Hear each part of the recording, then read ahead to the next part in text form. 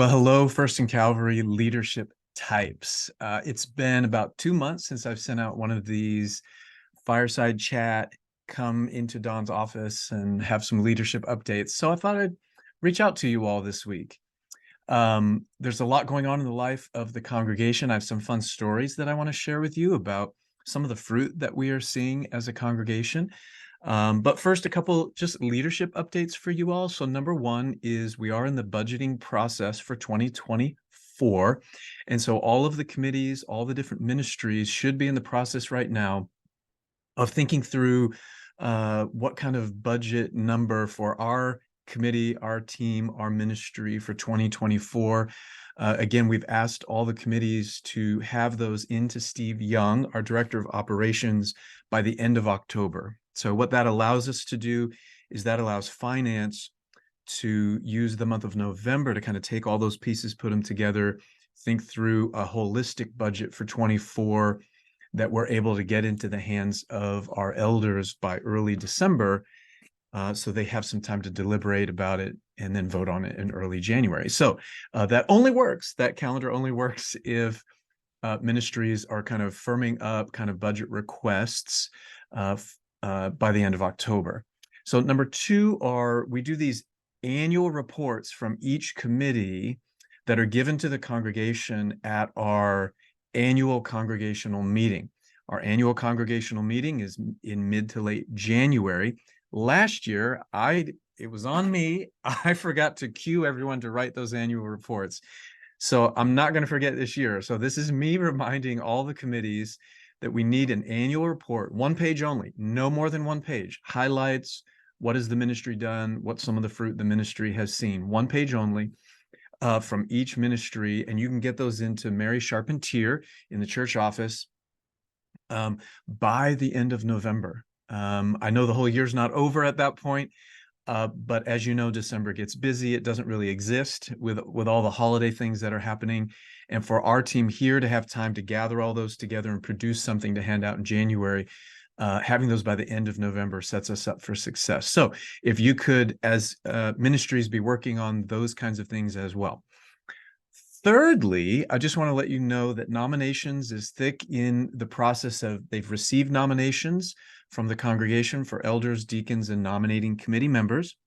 And so we are targeting that we will have a congregational meeting on Sunday, December 3rd.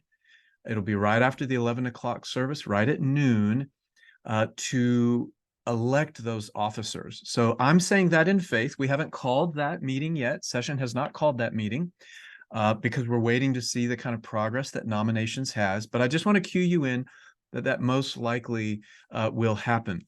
Also, our finance department has proposed some upgrades and updates to our bylaws. And if session approves those, they will be sending them on to the congregation for the corporation, for the corporation's vote. So it's possible, again, I'll know more in the next week and a half.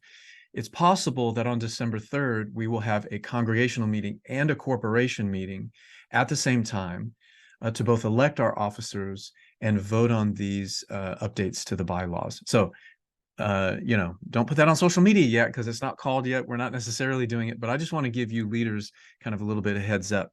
Okay, so what are some fun stories happening in the life of the church right now? It's interesting, the vantage point I have being kind of up in the chancel or up on the stage in contemporary worship, seeing what's happening. Not only are we growing incrementally, it's now been 11 weeks in a row. Just to give you an example, the evening service, 11 weeks in a row, we've had at least one first-time guest every week. So, it's harder to tell in the morning service because it's a larger service and it's a deeper room. But I would say, we're seeing first-time guests there all the time as well. It has been a while, friends, since I have preached not knowing if there's a non-Christian in worship, hearing the gospel, hearing the word of God regularly now. When I look out, I see people that I happen to know are not believers. Some of the graduate students who are hanging around have never been to church in their life, and God has drawn them into First Calvary. I can't tell you, friends, what a joy it is. You know, our mission is to labor alongside our Father as he draws people to Jesus and as he grows them as disciples. And we've been really strong, maybe forever as a church, in helping people grow as disciples. And now we're adding this other strength of helping labor alongside our Father as people are being drawn to Jesus for the very first time. This is so exciting, you guys. So I just want to let you know about that. And by the way, our congregation is doing a fabulous job of greeting, befriending, being kind to new people who are coming in and going out of the way. I see people going out of the way saying, hey, I want to introduce myself. Here's my name. And so it's just a beautiful thing that's happening. Soup night, you know, on Tuesday nights for young adults. So we have a group of young adults who are meeting at Jeff and Yasko's house. Those are the two MSU professors who are in our choir and members of First and Calvary. And the campus ministry team is kind of hosting those. And we're averaging now 25 to 30 young adults in the community. A large portion of them, but not all of them, but a large portion of them are international graduate students. And a fair number of those are not believers at all. I mean, this last week, I met Joaquin, who's, you know, from Chile, getting his MBA. And I think he might be a communist. I say that a little bit in jest, but he's definitely not a believer. And having fascinating conversations with people over soup. So really fun stuff happening there. And then the final story I'll share is there's increasing energy around this class that Jamie is going to be teaching starting in November on Sunday mornings about third thirds. And so those are people who are in the third of their life. And what do we have to learn about people who are in that part of their life in terms of the gifts they have, in terms of equipping them for ministry, in terms of meeting their needs, in terms of reaching out and caring for them, providing mercy, etc. So many exciting questions and possibilities.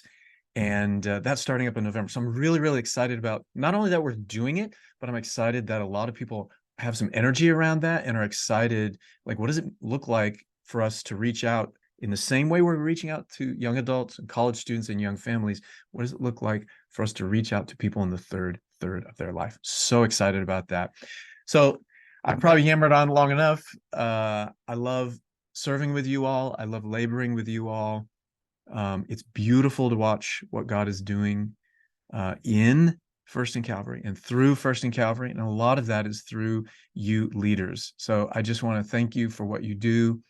And I'll see you in worship.